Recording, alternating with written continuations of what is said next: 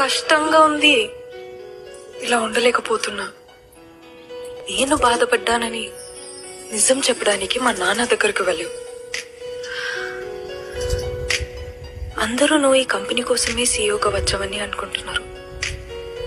కానీ నాకు మాత్రమే తెలుసు నువ్వు నా కోసమే వచ్చావని.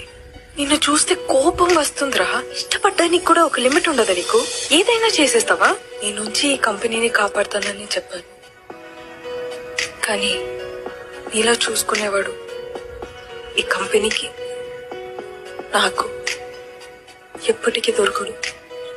నువ్వు ఏదైనా చేసుకో, కానీ ఏ ప్రాబ్లం రాకుండా నన్ను పెళ్లి చేసుకోరా.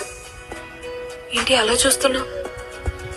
हे भगवान, आज के बाद इसने दूसरी लड़की को देखा ना तो ये अंधा हो जाए और किसी और लड़की को छेड़े तो ये अपाहिज हो जाए। अगर इसके हाथ पैर ना चले, ये कहीं जा ना पाए तो भी चलेगा। मैं इसका ध्यान